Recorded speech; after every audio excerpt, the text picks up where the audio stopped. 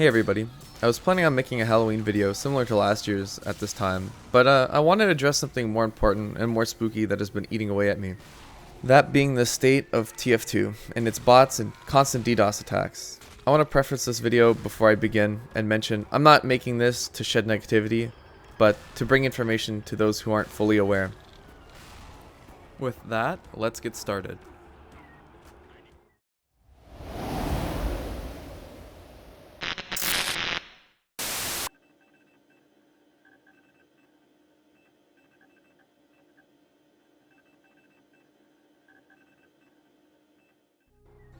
Let's begin with the bot crisis. I'm sure many people are fully aware of the flooding of bots in casual modes more than ever at this point. In the past, I've made some small suggestions to help mitigate the issues, and as expected, we have seen little to no change, with the results being Valve's minor updates to the voting system. Recently, the issue of completely spoofing Steam IDs has been fixed, but sadly the process of copying accounts has not. Bots still manage to call votes at the start of rounds spoofed as the other account names and confuse and kick the wrong individuals. On top of the kicking, we are all collectively aware of the constant aimbot and crits these bots have. We even see regular players running around with similar cheats, right?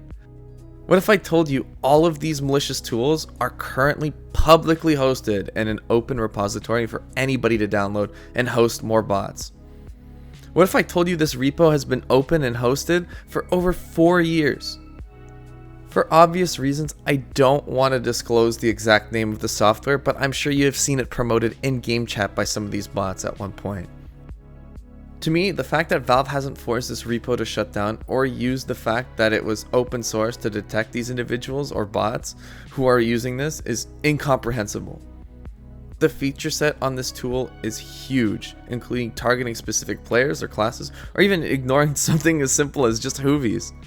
But one feature I wanted to highlight is the ability to detect other cheaters on the server. As mentioned, this could be something that Valve could leverage and detect these bots and ban those users. A majority topic when discussing this kind of thing is ending Linux support for TF2. And relation to this particular tool would in fact resolve the issue since it's only ran on Linux. See, for many who are not aware, Linux is a very lightweight OS that allows multiple instances to be ran out of one computer. On top of that, Linux is very configurable compared to Windows, allowing certain processes and checks to either be disabled or blocked in order to bypass things like FAQ. Now, it's tough for me to bring up a topic like this since I'm all in favor to keep Linux support and allowing anyone to play on whatever platform they choose. But I do think steps need to be taken to moderate which environments get to play. With the upcoming Steam Deck coming out, this is still a major concern of mine. I want to leave you with this little bit. A small percentage of TF2 plays on Linux, but a majority of the player base is impacted by the malicious ones that do. With that, I'll move on to our next topic, but I really hope whatever steps Valve takes are in the best intentions of the community and are not half-assed.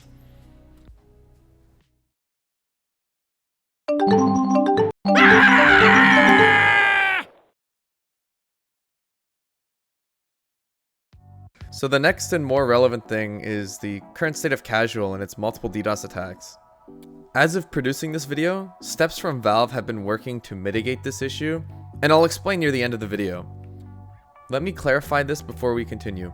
What was and what is happening is not lag bots. There isn't just one user on the server who is causing the lag or disconnecting. I'm not sure who's been passing around this rumor, but unfortunately it's incorrect.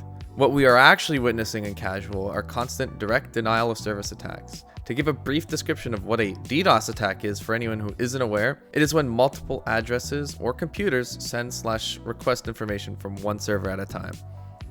This typically floods the server and causes issues such as where we're seeing where people are disconnecting or lagging constantly.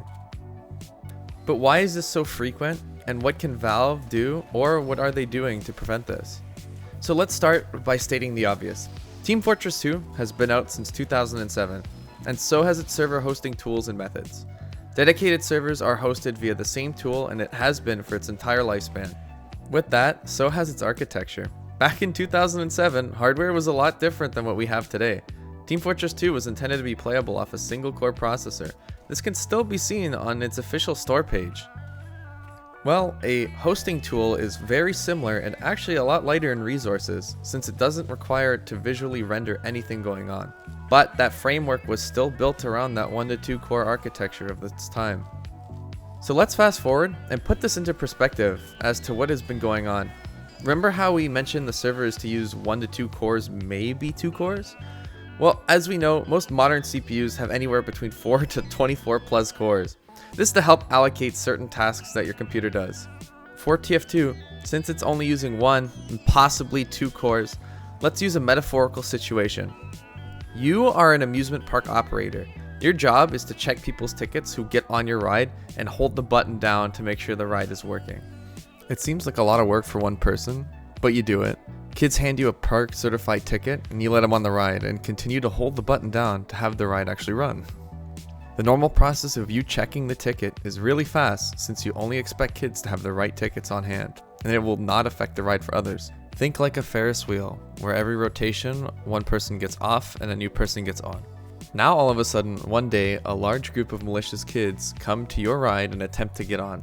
Each one of them hands you a stack of tickets that look real, but are fake. You're gonna need both your hands to look through and tell if they're real or not. As the audience, we know that they're not real, but our theoretical worker doesn't, so we must do the comparison of all the tickets. This holds up our ride and stops it temporarily as each check goes on. Now multiply this step by each malicious child waiting in line, and we can see how the ride becomes flooded and does not operate correctly. Now whoever's sending the children to those rides are only targeting rides they see people currently riding them. This is how TF2 servers are getting lagged out. Certain individuals have a list of Valve hosted servers and are able to monitor which ones they want to flood with attacks.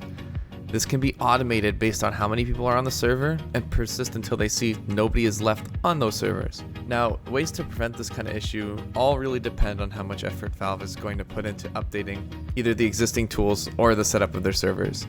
For instance, updating the server's architecture to utilize a second core, to handle the incoming connections, or in our example case, hiring a second employee to review the people coming onto the ride. As mentioned, during the recording of this video, Valve has pushed updates and disclosed that they are attempting to implement what is known as Steam Datagram Relay, or SDR for short, into Team Fortress 2 servers. What is SDR and why is it positive? Well, SDR is Valve's virtual private gaming network. Using APIs, game traffic is carried over the Valve backbone and is dedicated just for gaming content. This is where data is pushed through their network of relays. Relaying the traffic protects servers and players from DDoS attacks because IPs are never revealed. Furthermore, for a surprisingly high number of players, we can also see a faster route through their network, meaning that some people will actually get better ping. This is a fantastic solution to our problem, since the issue of monitoring Valve servers would be essentially broken because the information shown to the DDoSers would be preventing any attacks. Our example ride would essentially just be hidden from these different attackers. I really hope Valve's implementation comes soon. As it stands, only certain casual regions have been implementing testing for this particular solution, and sadly they've been having a few different issues. If you have gotten the issue where you're unable to connect to a server that you found through official matchmaking, where it just hangs and doesn't actually connect you to the server and fails after a few retries, that's because of this issue at the moment. As part of the Half-Life dedicated Windows 32 server mailing list, I get updates when TF2 servers are updated and questions from other developers concerning TF2. A few questions recently were asked to ensure the implementation goes off without affecting the community. Known bug fixer and community figure Sigasev and others questioned to see if hosting a server would now require SDR to be active, or if it could be optional. To which Fletcher Dunn of Valve Software has responded stating its inclusion is intended to be optional. As someone who streams TF2 on their own community server and has had it attacked multiple times, this is fantastic news. I'll be able to utilize SDR and prevent any attacks. I'm very glad Valve has decided to make this optional and available to the community. Fundamentally, this needed addressing, because these types of attacks were never fully preventable, and this is a sign of hope that Valve is working towards bettering TF2 for the long run. Anyways, I wanted to keep everyone in the community informed and knowledgeable. I feel this is something that Steam support / Valve should be informed about and should acknowledge, since we keep seeing seasonal updates ruined by these bad actors. I love this game and this community, so I hate to see it harassed by all of these attacks.